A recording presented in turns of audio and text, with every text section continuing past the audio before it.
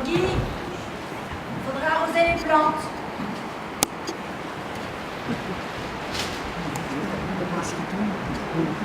La Pension des Roses, l'histoire d'une femme remarquable. Vous avez entendu parler de la Pension des Roses? Eh bien, c'est ici. Et la femme remarquable, c'est moi, Armelle.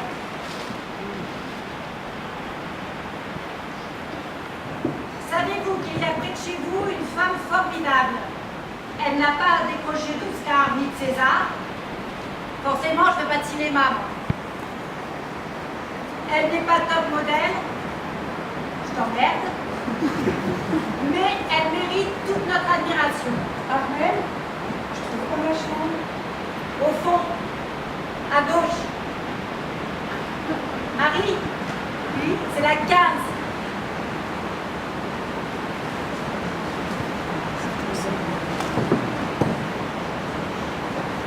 La Pension des Roses accueille depuis maintenant 6 ans les filles. Joli, il faudra arroser les plantes.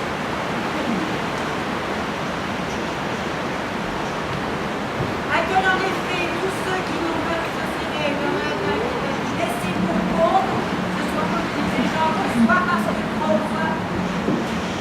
Ça fait 15 jours que t'as pas changé de pyjama. Tu pourrais changer de pyjama, non? Ouais.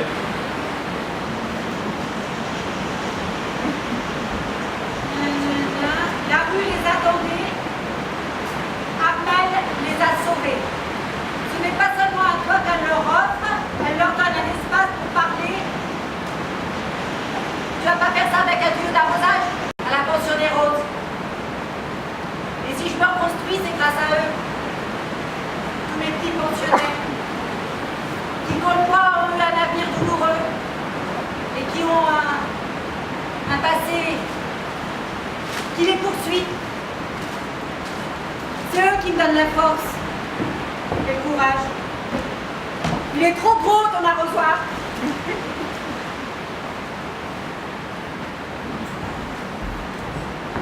moi, je suis très contente d'être là. Ma vie, c'est tellement un désert. J'aurais pu venir avec ma chienne, c'est le témoin numéro 1. Je connais ma vie par cœur. Moi, je dis souvent, mon psy et ma chienne, c'est capital. Ma vie, ça a été plein de chiens. J'adore les chats. J'ai aussi une collection de cartes postales, mais bon, la Bretagne, la Suisse, le Jura, la Côte d'Azur. J'ai aussi une carte postale du Mexique.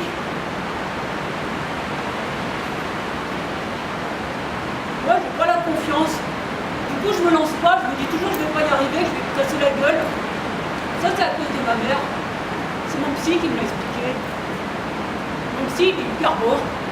Alors, je suis tombée amoureuse. Je voulais pas le montrer, mais lui, il le savait. Un jour, il m'a dit que je l'aimais. Alors, je lui ai dit que non à cause de la confiance. Mais en fait, ça se voyait. Alors, il m'a expliqué pourquoi. Ça s'appelle le transfert. Bah, l'explication, ça m'a tout coupé, d'un coup. J'ai mal là. J'ai toujours adoré danser, j'écoute la radio et je danse. Hier, j'ai dansé et bon, j'aurais pas dû danser. Pourtant, je m'entraîne avec un vélo de gymnastique dans ma chambre. J'ouvre les fenêtres et hop. J'ai aussi le portrait de mes neveux sur mon buffet. Il y a Christophe, Guillaume, Auguste le pauvre. Mais bon, comme personne ne me connaît à part moi. Vous voyez ce que je fais là? Je me crispe les mains, les plafs, les ongles dans la paume, c'est assez douloureux ça. C'est le séquel de mes angoisses. Qu'est-ce que j'ai chez moi quand je tiens? Oh, une nappe peut-être, ouais, une nappe du 19e. Et pourtant je prends du fer, du calcium, de l'homéopathie, mais je me crispe les mains. Ma grand-mère, elle faisait pareil. J'ai le nez de mon père, j'ai les cheveux de ma mère, j'ai aussi le portrait de mes parents dans des cadres qui ont de la valeur, moulurés argentés. Moi, dans les musées, c'est les cadres que je peux faire. Les toiles aussi, mais on les a déjà vus en reproduction. Mon psy, lui, je l'aimais vraiment. Je pensais à lui tout le temps. Des fois même, j'imaginais qu'on faisait l'amour. Je savais qu'il avait une femme, mais je m'en foutais. J'imaginais qu'on faisait l'amour que tous les deux. Avec lui, j'ai fait des trucs que j'avais jamais fait. Je l'ai embrassé sur la bouche. enfin, je vous l'ai déjà dit, et ben avec lui, j'étais Bernard, mon ex. Il le savait, lui, que je l'aimais, mon psy. Ben, ça le faisait marrer. En fait, ça le faisait marrer parce qu'il le connaissait, le coup du transfert. Mais moi, je ne savais pas qu'il le connaissait. Du coup, je croyais que ça le faisait marrer parce qu'il s'en foutait de moi, alors je l'ai quitté. Ouais, c'était aussi à cause de ses poules. C'est des souliers. C'est Bernard qui me les a offerts.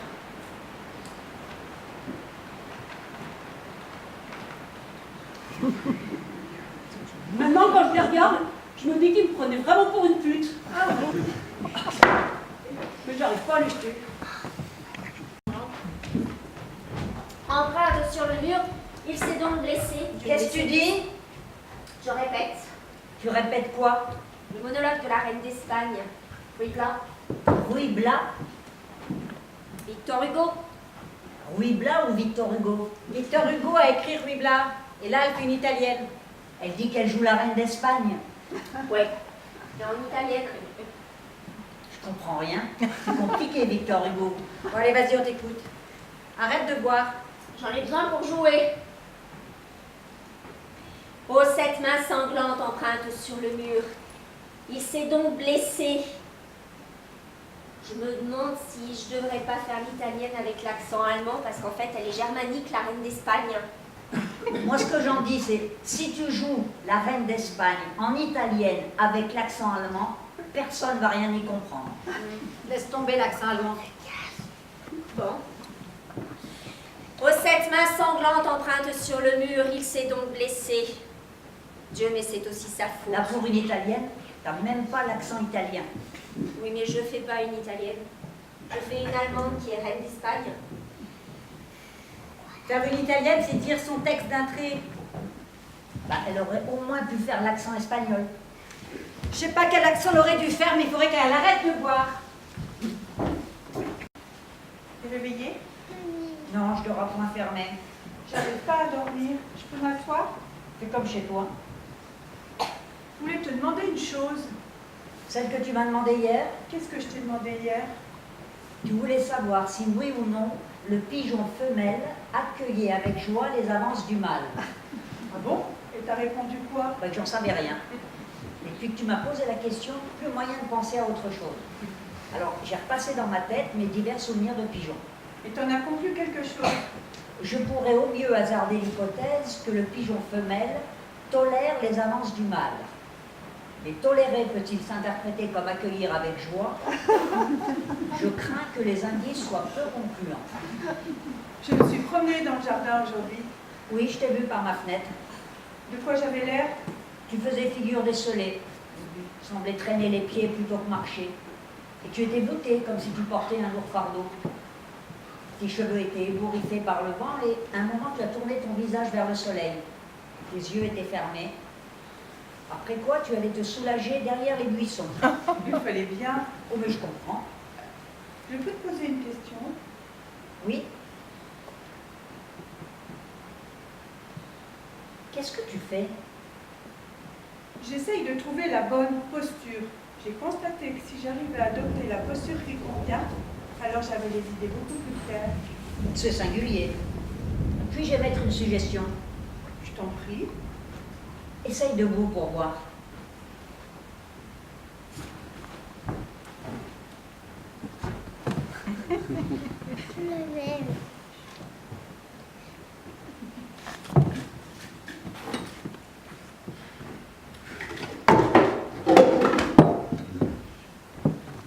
Comment te sens-tu?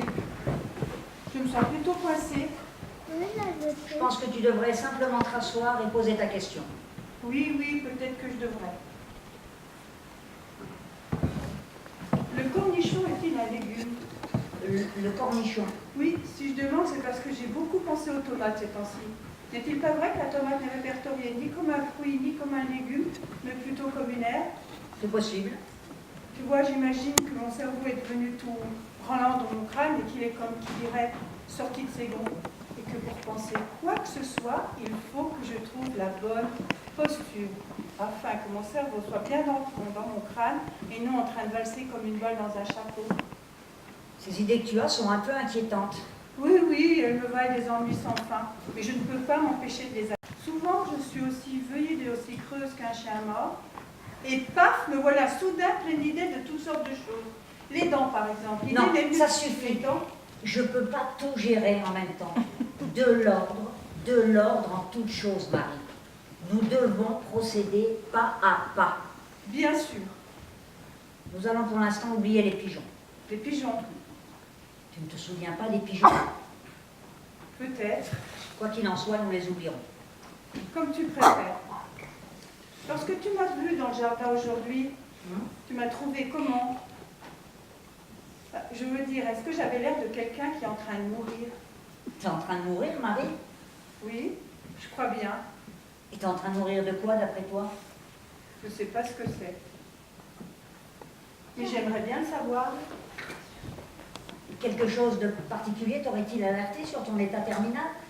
Commence par le commencement, les tout premiers signes. Nous reviendrons aux tomates plus tard. Les tomates, Tu ne te souviens pas des tomates? peut-être. Bon, peu importe. Alors, les premiers signes. C'est très dur de savoir par où commencer. Il y a des choses qui s'insinuent en toi sans que tu le saches. Je veux dire qu'il est tout à fait possible d'être en train de penser à quelque chose sans vraiment savoir que tu y penses, ou de faire quelque chose d'ailleurs. Et il est parfaitement possible d'avoir conscience d'une situation sans vraiment savoir que tu en as conscience. Le problème quand il s'agit de savoir quelque chose, c'est de savoir que tu le sais. Marie, Mais bien sûr qu'il y a des choses que tu connais, tu sais que tu les connais, mais tu ne veux pas les connaître, tu ne veux rien savoir du tout. Et donc c'est comme si tu ne les connaissais pas. Et autant ne pas les connaître d'ailleurs, car tu t'interdirais de les connaître. Pour rien au monde tu ne voudrais les connaître. Personne ne peut te dire ce que tu sais. Tu refuses de croire un seul mot de ce qu'ils te disent. Tu les rejettes, tu les repousses, tu rejettes leur amitié et leur aide, et même leur amour, parce qu'il y a des gens qui peuvent t'aimer, tu pourrais les aimer en fait. Mais lorsqu'il s'agit de savoir quelque chose que tu ne veux pas savoir, alors tu peux te montrer tout à fait impitoyable et cruel. Oui, cruel aussi, c'est possible, envers ces gens qui t'aiment et que tu aimes, c'est toujours possible, et tu t'en veux à mort, c'est toujours possible. Marie! Oui, C'est pas la peine de te traiter avec malveillance. j'étais malveillante là.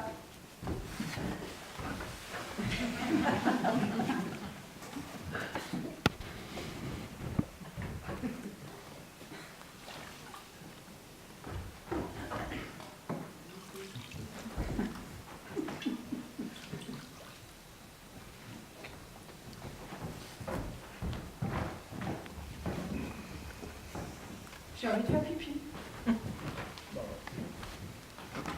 Ouais, Tu vois le crédit agricole? ouais, Je connais la guichetière. Elle est con. Elle se méfiera pas. ouais, Toi, tu m'attends. ouais, Tu restes dans la voiture. ouais, Arrête de dire ouais. ouais. Bon, je braque, je prends l'oseille et on se tire. On va où? On se tire à Marseille. À Marseille. Pas chez le Belge. Eh ben pourquoi on va pas en Belgique? Parce qu'il habite Marseille. D'accord. D'accord? Ouais, Bon. ouais. Toi, t'es garé devant l'agence. Laquelle? Crédit agricole, mais c'est du tien. D'accord. Tu laisses le moteur tourner Pourquoi? pour partir vite. On est pressé? Demain, oui. Ah, Bon, je monte dans la voiture et roule. roule. Ouais. Et à nous la belle vie. Ça va nous faire du bien. Ouais. Moi, j'en peux plus de vivre dans ce trou. T'as tout compris? C'est quoi la bagnole? La tienne. La mienne? Mais pourquoi on prend pas la tienne? Tu sais bien que j'en ai plus. On prend la tienne. Et faut changer les plaques. Ah bon? Ouais, au cas où. Au cas où quoi? Au cas où il relève le numéro. Qui? Mais je sais pas, quelqu'un. On va voir René. René, il change les plaques. René, il peut aussi nous faire des faux papiers, au cas où. Au cas où quoi? Au cas où on soit contrôlé. Mais pourquoi on serait contrôlé? Mais t'as vu ta gueule? Ah ouais. Bon, c'est clair? C'est quoi l'agence? Crédit agricole. Merde. T'énerve pas, t'énerve pas. Pourquoi tu braques pas plus gros? Société Générale, BNP? Je connais pas les guichetières. Mais si tu braques la guichetière du Crédit Agricole parce que tu la connais, elle va te reconnaître. Je serais cagoulé. Elle va se méfier. Non, elle est con. Je dirais que j'ai un rhume. Ah ouais. Bon, rendez-vous demain à 15h30. À 17h, tout sera fini. Toi, tu vas te garer devant l'agence. Maintenant, Ben oui, demain, il n'y aura pas de place. Max, Ouais, je t'aime bien, tu penses à tout. ouais, moi aussi, je t'aime bien. Tu bois pas et tu as dormi. Je vais chez ma mère. Je vois pas et je dors bien quand je suis chez maman. Ouais, mais pas un mot, hein. Ah non, non, Max, je dis rien.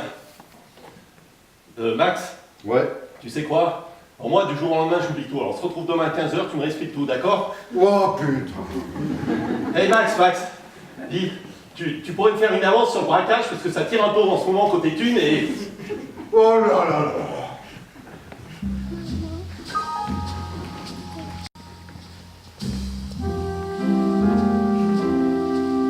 Quelqu'un peut monter?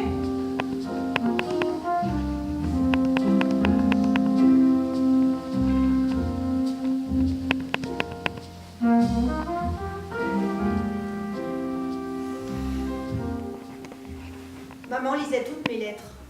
Elle avait lu celle où Amos disait « Tu te souviens de notre petite chambre rue des Pyrénées ?» Maman m'a dit « Tu te maries tout de suite avant qu'il y ait un gosse, espèce de... » Je lui dis « Pourquoi tu lis mes lettres? T'as pas le droit ?» Et elle me dit « Cette lettre, c'est pire que si tu me flanquais une gifle. » Alors je lui flanque une gifle, et elle aussi. Maman, c'était un gendarme. Elle était protestante. Tout ça parce que Amos était très maigre, il était à Nation sur le quai. Et moi aussi. Et je mangeais des gâteaux vitaminés. Alors il me dit, Amos, il n'y en a pas un pour moi? Je lui en ai donné 2, j'avais bon cœur. Le métro est arrivé et il m'a suivi dans le métro. Moi je me disais, qu'est-ce qu'il a dû souffrir ce militaire? Et je me suis retrouvée mariée avec Amos à cause d'un gâteau. Le jour du mariage avec Amos, j'ai su que j'aimais pas Amos. Il avait un poil dans la main, il était d'origine italienne. Maman me répétait « Amos, c'est pas un nom français, c'est quoi ?» Mais qu'est-ce que ça pouvait lui foutre à elle si c'était français ou pas? Il avait un ongle long, petit doigt. Il jouait de la guitare. Tu parles. Maman, je la haïssais. Je me dis toujours que c'est moi qui l'ai tuée.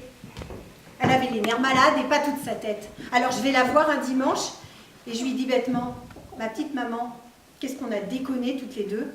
On n'a pas su s'aimer. » Et elle se met à pleurer. Et son menton qui tremblait, et son pauvre nez qui coulait. Et moi, je ne pouvais plus m'arrêter. Je lui disais qu'elle nous avait gâché la vie à mes sœurs et à moi. Et à elle aussi, et surtout à papa qui avait une bonne nature et qui l'avait perdue à cause d'elle, justement. Elle pleurait au lieu de m'arrêter. J'ai continué. Je me disais, elle se détend en pleurant. Papa sera plus heureux après. La nuit, le lendemain, il y a papa qui vient me chercher. Il me dit, il y a maman qui a passé une mauvaise nuit, viens vite. Alors j'y vais, et là, elle me regarde avec ses yeux si durs, et elle me fait, j'ai fait pipi toute la nuit, Angèle, c'est l'émotion, t'aurais pas dû. Alors je lui fais, ah, un ah comme ça, très froid. J'ai vu qu'elle était étonnée, mais j'ai rien dit d'autre que ce ah. On s'est regardé comme ça un moment, et puis je suis partie au boulot. Et au boulot, il y avait une petite voix qui me disait « Va vite l'embrasser une dernière fois. Elle va mourir à cause de toi. » Alors après le boulot, je cours. Je vais jusqu'à sa chambre. Elle dormait. J'ai pas osé l'embrasser pour pas la réveiller. Son visage était bien calme, bien lisse. Et puis je suis rentrée chez moi. La nuit, il y a papa qui vient me chercher. Il criait, il disait « Il y a maman, il y a maman !» Et c'est tout ce qu'il pouvait dire. Alors je me suis mise à pleurer. J'avais déjà tout compris. Et lui, il continuait, il criait « Il y a maman, il y a maman !» Alors on a couru jusqu'à sa chambre. Elle était dans la même position que la veille. Son visage bien calme, bien lisse. J'ai même vu qu'elle avait de beaux sourcils. J'ai dit à papa d'arrêter de crier et d'appeler le docteur.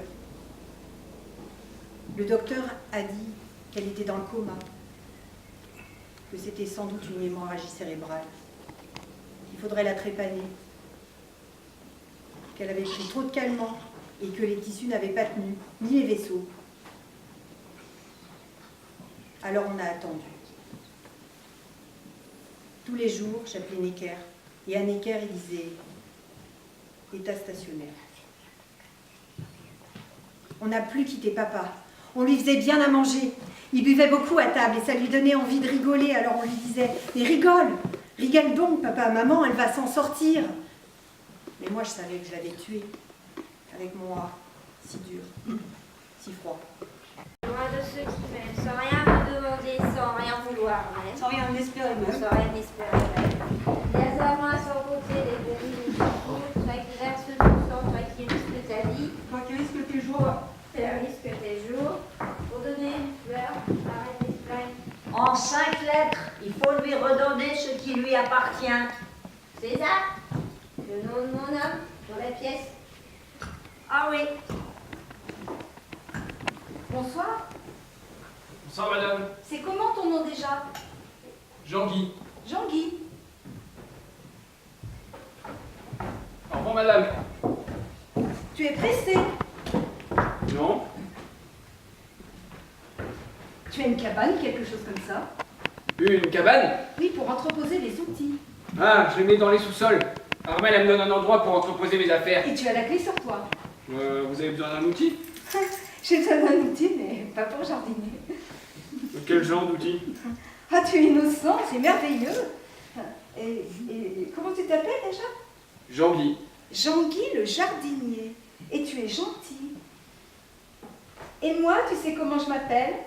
Non. Kim Basinger. Bonsoir madame. Ah, je suis énervée ce soir, Jean-Guy. Hein? Oui. J'avais rendez-vous ce soir et il n'est pas venu. Ah bon? Je suis très énervée, ça t'arrive d'être énervée? Parfois je trouve pas un outil. Je veux dire énervée au point d'avoir des tremblements, de sentir une chaleur incroyable envers ton corps, comme une force contre laquelle tu ne peux rien. Il y a une fois l'année dernière, des jeunes m'avaient arraché toute une allée de bégonias. Je suis devenu fou, je courais dans les rues, je criais. Oui, c'est ça. Et bien moi, c'est pareil ce soir. On vous a arraché une allée de bégonias? Non, c'est pire. On vous a coupé vos roses. Une seule, pas coupée, abandonnée, la rose la plus délicate, celle qui demande le plus d'attention. Elle a crevé. Non, mais il faut l'arroser très vite. Allez-y, allez l'arroser pendant qu'il y a encore temps. Mais c'est-à-dire que si je l'arrose moi-même, ce n'est pas la même chose. Mais pourquoi donc? Ah, c'est compliqué, la vie est compliquée, Jean-Guy. Et votre rose, elle est en fleurs ou encore en bouton? Elle est en fleurs, Jean-Guy, elle est en fleurs. Alors, il faut arroser la tige en évitant les pétales. C'est ça qui est important. Tu me rends folle avec tes histoires de tiges et de boutons. Vous voulez que j'aille chercher un arrosoir? Non, c'est inutile. Ah, vous avez un tuyau d'arrosage. Non, je n'ai pas de tuyau d'arrosage. Moi, Tu j'en ai me un. tues, Jean-Guy. J'en ai un tuyau, si vous voulez, je vais le chercher. Ah, tu m'énerves. Tu m'entends. Je ne sais pas si tu le fais exprès, mais tu m'énerves. Bon, ben, je vous laisse alors, madame Chatterley. Attends, j'aime bien quand tu m'énerves. Tu sais très bien m'énerver, Jean-Guy. Ah bon? Regarde la lune et les étoiles, l'immensité de l'univers, et nous qui sommes si peu de choses. Nous ne durons que le temps d'une rose, Jean-Guy. Que faire dans cette course folle qui nous mène à la mort? Je sais pas. Eh bien, moi je sais. Je vais te le montrer. Ah bon? Oui. J'ai besoin d'un homme fort, Ah bon, je porte quelque chose? en quelque sorte. Bon, ben, d'accord, on y va. Allez, viens.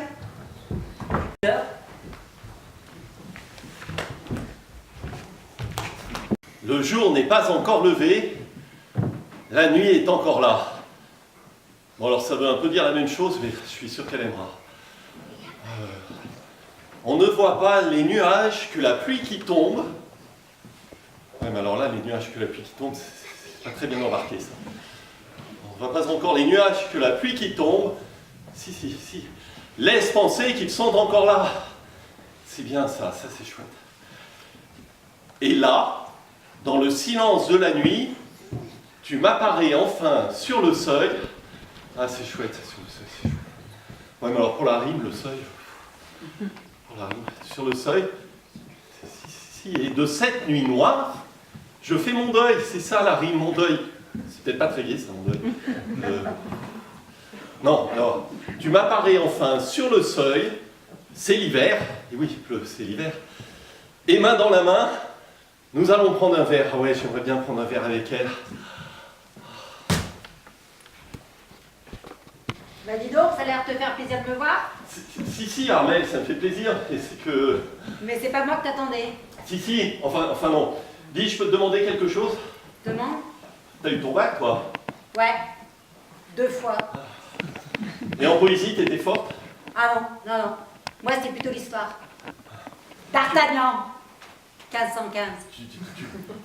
Gérard Collomb, 1492. Jésus-Christ, 0. Tu pourrais? Armstrong, 69. La Lune, c'est facile. Ouais. Johnny. 2017. Tu pourrais m'aider? Je crois que je suis un peu amoureux. Pas de moi, quand même. Ah non, non, toi tu me fais peur. Je préfère. Eh, j'ose pas lui parler. Pas lui, pas. Alors je lui écris un poème, c'est plus facile, tu vois. Ah non, je vois pas. Ah non, non. Moi, quand je suis amoureuse, je chante. Que je t'aime, que je t'aime, que je t'aime, Alors, que je t'aime, que je t'aime, que je t'aime. Quand ton corps sur mon corps, lourd comme un cheval mort, ne sait pas, ne sait plus. le jour n'est pas encore levé, la nuit est encore là. On ne voit pas les nuages que la pluie qui tombe laisse penser qu'ils sont encore là.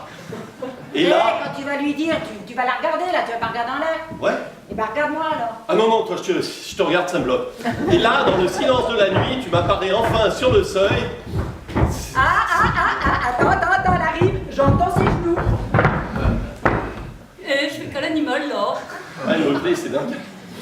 Eh ben vas-y, mais fais gaffe, c'est l'occasion de ta vie. Arrête, tu me fous les jetons. Oh allez, t'inquiète, vous êtes perchés pareil. Vous allez vous retrouver sur la même branche, mes petits canaris. Ouais, c'est pas un petit canari, tu vois bien que j'ai 4 pattes. Allez, Le jour n'est pas encore levé, la nuit est encore là. Il est où le café? Parce que moi, quand je dors pas, je bois du café. Normalement, ça empêche de dormir, mais là, je dors pas, je me fous. On ne voit pas les nuages que la pluie qui tombe Eh ben moi, j'adore le Portugal. Escolier, là, je l'adore. laisse penser qu'ils sont encore là. Et là, dans le silence de la nuit, tu m'apparais enfin sur le seuil, c'est l'hiver, et main dans la main, nous allons prendre avec... Main dans la main, mon mari, il me le faisait, je trouve ça nul. Merde, elle a un mari. non, c'est son ex. Merde, elle a un ex. Mais mon ex, c'est Bernard. Et mon mari, c'est mon ex aussi, mais je dis mon mari parce que sinon je m'embrouille.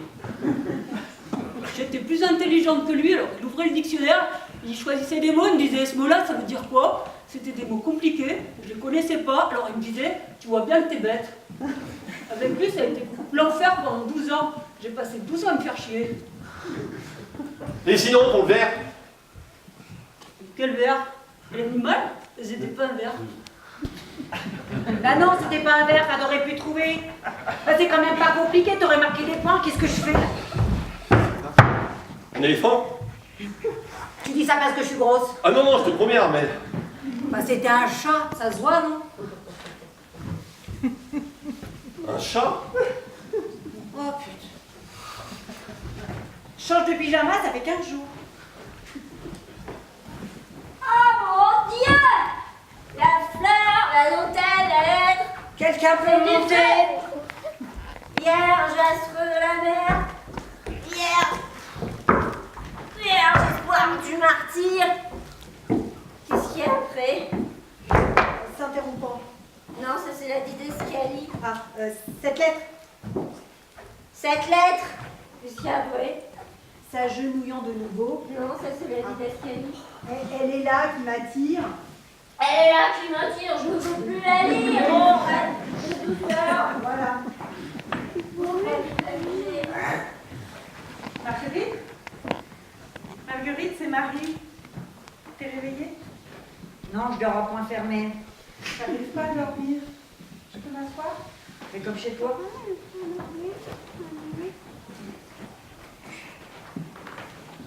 Puis-je en revenir à ta mort? Je t'en prie. Quelque chose de précis t'aurait-il alerté sur ton état terminal? Peut-être devrions-nous commencer par les symptômes. Il y a forcément des signes. Tu as quoi comme douleur? Oh, j'ai toutes sortes de douleurs. Ah, c'est un début. Es-tu en train de devenir aveugle ou sourde? Es-tu devenue incontinente? As-tu des palpitations d'une nature ou d'une autre?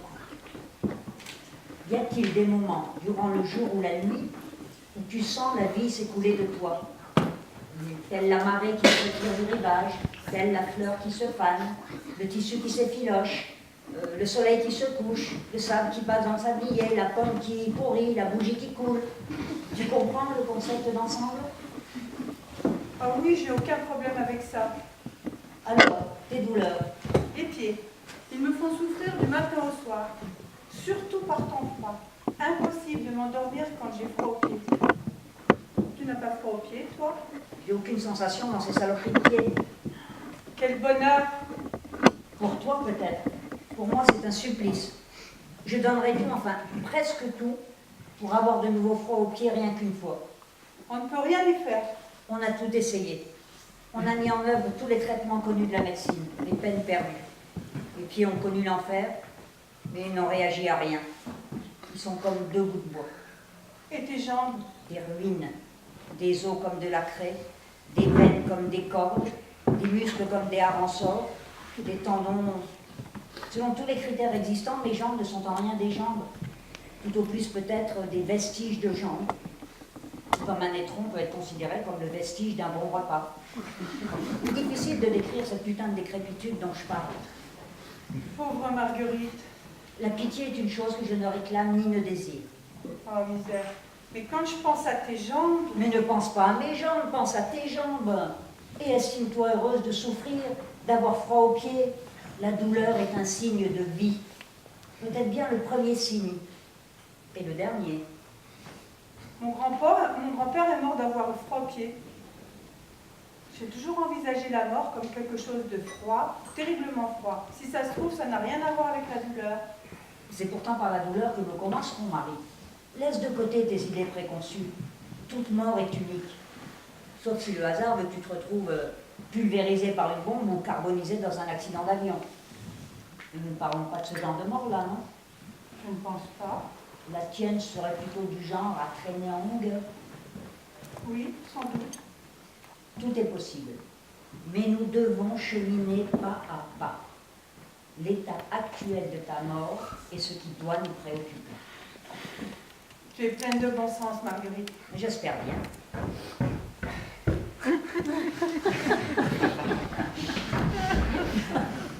Où en étions-nous? La douleur, je pense. Ah oui. Tu as des douleurs dans les pieds. Comment vont tes jambes? Il y a de la douleur, mais moins que dans les pieds. Mes hanches me tracassent. Tracasse, précise. Eh bien, c'est comme si elles manquaient d'huile.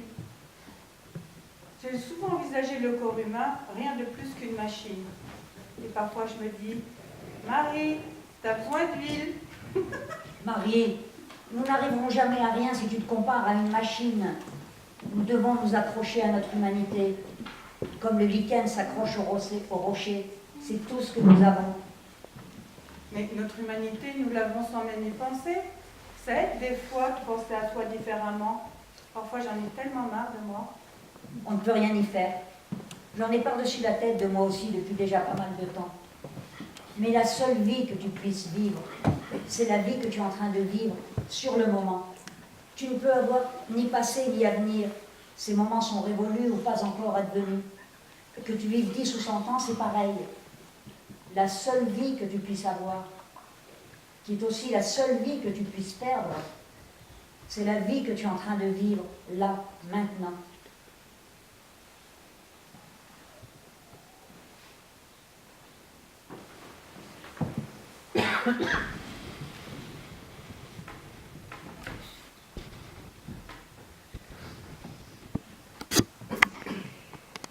Les pieds, les hanches, les jambes, mais qui sait, cela suffit peut-être. Dit comme ça fait pas beaucoup. De nos jours, les gens meurent pour un oui ou pour un non. J'ai connu un homme, il est mort en nuance élacée. Et l'instant d'avant, il était en parfaite santé. Tu es toute pâle, Marie. Je suis fatiguée et j'ai pas sommeil. Je comprends. Tu vois, j'ai toujours eu peur. Quelque chose t'a-t-il effrayé aujourd'hui? Non, pas spécialement, mais j'ai eu peur quand même. Je me suis dit que je m'étais peut-être éteinte, sans m'en apercevoir, dans mon sommeil peut-être, et que j'erre dans une sorte d'au-delà, au hasard, tout en me sentant bien vivante. C'est très déroutant. Et je me demande, quand quelqu'un meurt, est-ce qu'il s'en aperçoit? Sait-il qu'il est en train de passer? Tout dépendrait des circonstances de sa mort, Marie. toute mort est spécifique.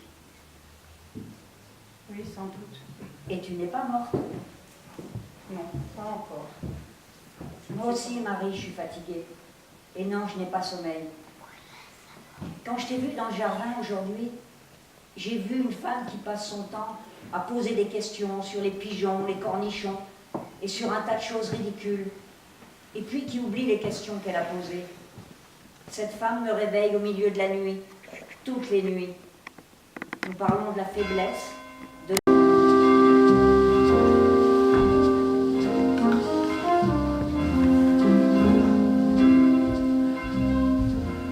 Ne vous étonnez pas si je lève souvent les sourcils. Ce n'est pas un tic, ou plutôt si, c'en est un. Très jeune, je m'épilais les sourcils et je les levais, les sourcils, comme ça vers le haut. Comme certaines artistes qui les levaient aussi vers le haut. Je les levais comme des scènes d'amour. Et juste après le coup du sourcil, il y avait le coup du baiser. J'étais très naïve. Je continuais à m'épiler les sourcils et à les lever de plus en plus haut. Plus ma vie privée se déglinguait, plus je m'épilais, plus je les levais. C'est mon fils qui fait du théâtre qui m'a dit « Mais maman, arrête avec tes sourcils !» J'ai presque arrêté, mais quand on a levé les sourcils si haut, si longtemps, c'est difficile de ne plus les lever du tout. Je les lève encore un peu quand je suis un peu gênée. Je suis très gênée de toute façon, j'ai une très mauvaise circulation, j'ai les mains gonflées et les pieds aussi. Je me demande si je n'ai pas toujours attiré l'attention sur mes sourcils pour qu'on oublie mes mains. Il y a très longtemps que ça circule mal là-dedans. J'ai des tas de problèmes avec ça, la circulation et moi. J'ai mis ma robe de 54. Je suis ridicule, non? Non. Si. Il y a une chose qui a compté pour moi, c'est la robe de 54. Bon, je vais essayer d'arrêter avec ces sourcils, mais j'ai dû conditionner un muscle qui se trouve là. Il fait ce qu'il veut, ce muscle. Et pourtant, j'ai fait beaucoup de sport, la natation. Ah! Mon Dieu, cette robe, c'est la robe de 54, la robe du destin, disons de l'amour. J'étais mariée avec Abel, il y a eu Marcel. J'ai menti à Abel parce que j'aimais Marcel. J'arrive à l'EDF, un 5 juin 54. Il me dit, qu'est-ce que vous faites à midi? J'habitais rue du Chemin Vert. L'EDF, c'était rue de Bagnolet. Je lui dis, il y a ma tambouille qui m'attend. Il me dit, on va au restaurant. Entre Marcel et moi, c'était coup de foudre. Le code, donc, c'était la robe que je mettais le matin, avec une blouse par-dessus. Marcel ziotait ma robe et il comprenait ce que je voulais lui dire. C'est ok Marcel pour ce soir, la moto, la robe et le reste. Et je te l'enlevais la blouse, et je te la soulevais la robe, et je grimpais sur la moto. Il avait une grosse moto, et on allait faire ce qu'on avait à faire, et qui durait le plus longtemps possible. On aimait le faire le plus longtemps possible.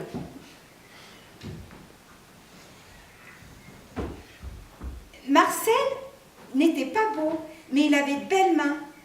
Il avait des mains d'artiste. Il était ajusteur tourneur. Il me prenait souvent le gras de la joue entre son pouce et son index et il me le secouait de gauche à droite le plus longtemps possible. Je regardais ses yeux et je comprenais ce qu'il voulait me dire. Tout ce qu'on ne dit pas rien qu'avec de mots. Et je rougissais. Avec Marcel, j'ai eu du plaisir. Je n'en revenais pas qu'on puisse prendre autant avec cette chose-là, alors que cette chose-là a si mauvaise réputation. Marcel me secouait le gras de la joue et j'étais heureuse. Pour faire ce qu'on avait à faire, il fallait enlever la robe. Et quand j'étais toute nue devant Marcel, je pensais à Abel, à maman, à papa, à la Sainte Vierge. Mais elle peut très bien comprendre ces choses-là, vu que c'était de l'amour. Marcel était marié de son côté, et je lui disais, c'est mal ce qu'on fait là, Marcel. Et lui, il me disait, j'ai envie de t'embrasser, Rose.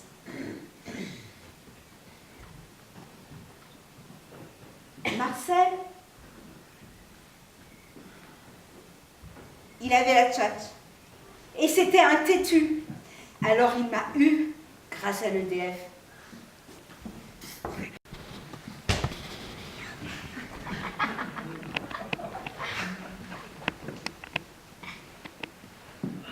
Arrête de boire, t'as plus de mémoire.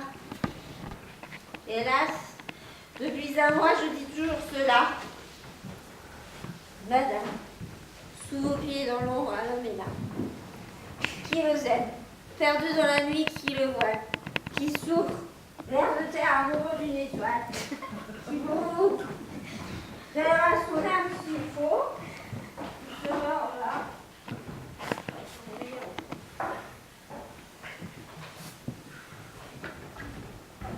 Ça te dérange pas? Non, tant que tu me laisses le canapé, Tu dors pas à cette heure-là? ça date pas d'hier. Maman, elle m'a jamais laissé dormir toute une nuit. Elle disait qu'il faut toujours rester sur ses gardes, même la nuit. Pourquoi? Bah parce que. Alors depuis je dors pas, c'est tout. Mais tu dors pas non plus de toute façon. Ouais, j'ai tellement peur de pas me réveiller à l'heure pour l'arrosage que souvent j'adore pas la nuit. Armelle, elle rigole pas avec ça. C'est normal, les plantes elles peuvent pas attendre, faut bien que le boulot soit fait. Bah méfie-toi si tu dors pas. Parce que je disais à l'instant qu'il y a un projet de loi devant l'Assemblée pour taxer les insomniaques. Quoi? Tu plaisantes? J'ai l'habitude de plaisanter. Ce sera directement déduit sur ton salaire. Je peux pas croire ça. Tu me fais marcher. Pas du tout. C'est pour que ceux qui génèrent un coût social plus élevé que la moyenne payent plus. C'est bien la moindre des choses. Non mais ils savent plus quoi inventer pour nous prendre du fric. Hein. Et qui c'est qui paye? C'est toujours nous qui paye. Et la baisse de productivité, l'absentéisme, t'y penses? Maman, elle disait que dormir, c'était perdre son temps. Ben, elle avait tort. Dans le journal, ils disent qu'on coûte plus cher à la société si on dort moins que la normale, qui est de 7 heures, 48 minutes, 22 secondes par nuit. Les mecs qui se chronomètrent en dormant. Comment ils feront pour savoir si on dort bien ou mal? Une caméra dans les chambres? Un détecteur de ronflement? Oh, ils trouveront, j'en suis sûre. Tiens, ton téléphone que tu ne lâches jamais, même pour jardiner la nuit. Bah c'est pratique, ça me permet d'écouter Johnny quand je dors pas. Et puis, pour le jardin, il y a une appli qui est super.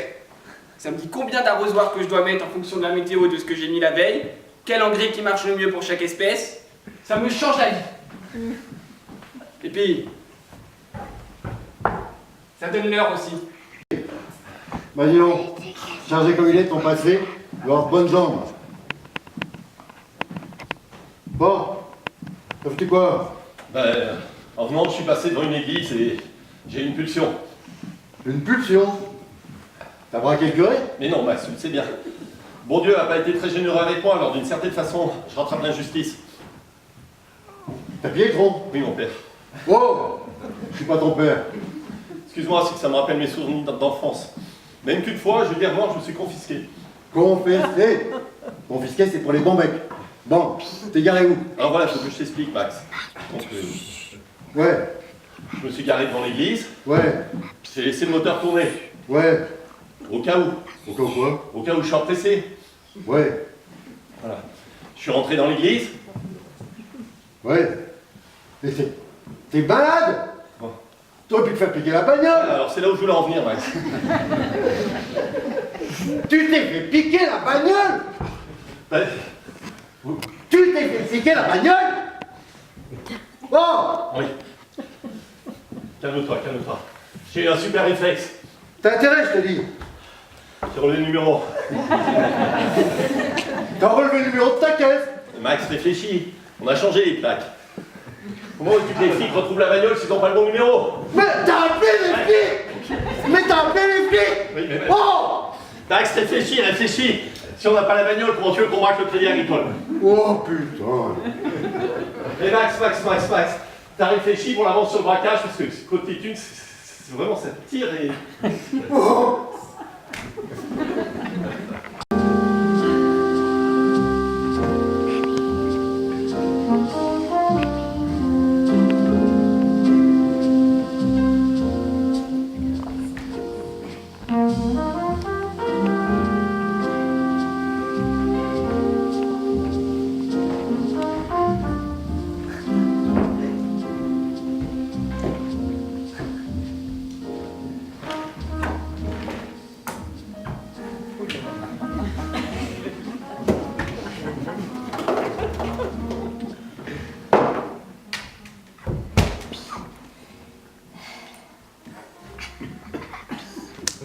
Est-ce que quelqu'un peut me dire, laissons la reine à ses dévotions? Laissons la reine à ses dévotions. À ses dévotions? Disons qu'à sa pensée. Vous la fuir maintenant. Seuls et m'ont tous laissé. Tous. M'ont tous quitté, les mecs. Pauvre esprit, sans flambeau dans un chemin obscur. Oh, cette main sanglante empreinte sur le mur. Il s'est donc blessé? Dieu, mais c'est aussi sa faute. Pourquoi vouloir franchir la muraille aussi haute? Pour m'apporter les fleurs qu'on me refuse ici? Pour cela, bon c'est beau, s'aventurer ainsi. C'est au poids de fer qui s'est blessé sans doute. Un morceau de dentelle y pendait. Une goutte de ce sang répandu pour moi. Vaut tous mes pleurs? C'est normal. Elle a posé un type qui veut pas d'elle. C'est normal. Elle craque pour premier venu qu'elle a versé une goutte de sang sur un morceau de dentelle. C'est une boîte de fer qui s'est blessée sans doute. Un morceau de dentelle, pendez-vous, c'est ça.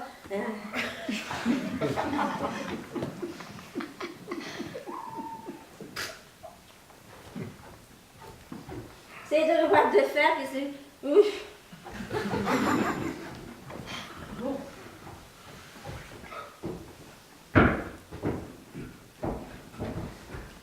Mais lui, voilà 3 jours qu'il n'est pas revenu. Et c'est que tu sois au jeune homme inconnu. Madame, sous vos pieds, dans l'ombre, un homme est là. Qui vous aime, perdu dans la nuit qui le voile. Qui souffre, vers le terre amoureux d'une étoile. Qui pour vous donnera son âme s'il le faut, et qui se meurt en bas, comme on brise en haut. Quand elle a soif, faut qu'elle se désaltère. C'est fou ce qu'on peut mettre dans sa 90 B.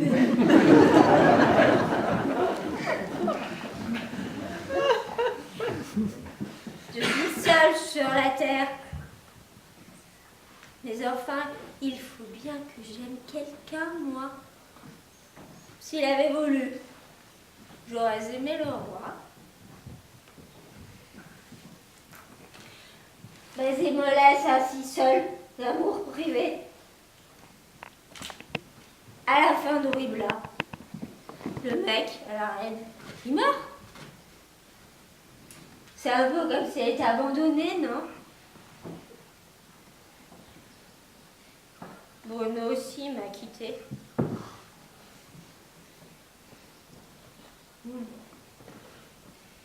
Dis, tu veux pas faire mon petit verre de terre?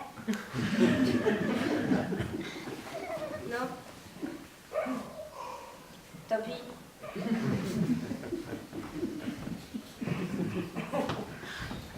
Ça fait peur, non? Ça fait peur, non? Si, ça fait peur.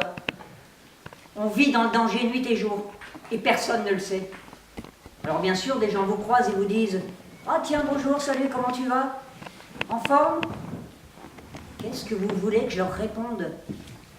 Alors je leur dis « Oui, ça va bien, très bien. » Seulement si je leur disais, par exemple, que mardi, en allant au bureau, j'ai lu sur un petit carton accroché dans le hall, la concierge est dans l'escalier. Je jette un œil. Elle n'y était pas. Jurais. Ça fait peur, non? Mais enfin, écoute, arrête, exagère, c'est dans ta tête. Ma tête? Mais qu'est-ce qu'elle a, ma tête? Quand j'arrive en voiture, au carrefour de Mélan. Et que c'est à moi de passer, paf, le feu passe au rouge. C'est dans ma tête peut-être. À n'importe quelle heure, de jour comme de nuit, dès que ma voiture approche du feu, paf, rouge. Pourquoi hein? Pourquoi? Ça fait peur, non? Mais enfin, arrête un peu, tu lis trop. Ben non, je lis plus.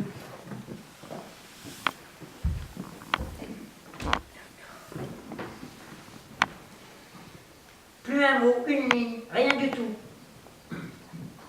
La dernière fois que j'ai ouvert un livre, je m'en souviens très bien. J'étais dans le train et je me rendais à Stuttgart, en Allemagne. Comme ça, pourquoi tout le monde dit Stuttgart? Alors que c'est si simple de dire Stuttgart. Pourquoi, hein? Pourquoi? Ça fait peur, non? Je me rendais donc par le train à Stuttgart et je m'étais assise dans le sens inverse de la marche parce que je m'étais dit que si jamais ils recommencent leur connerie comme en 40, moi, je suis tout de suite dans le bon sens. Grave dans les yeux. T'es chiant, qu'est-ce que tu veux dire? Tu l'as regardé avec lui dans un truc rare. Prends pas pour plus con que je suis. Tu l'as regardé comme ça. Mais tu l'as déjà dit, mais enfin, je comprends pas quelle évidence. L'évidence que deux personnes l'expriment lorsqu'elles n'ont pas les mots pour le dire.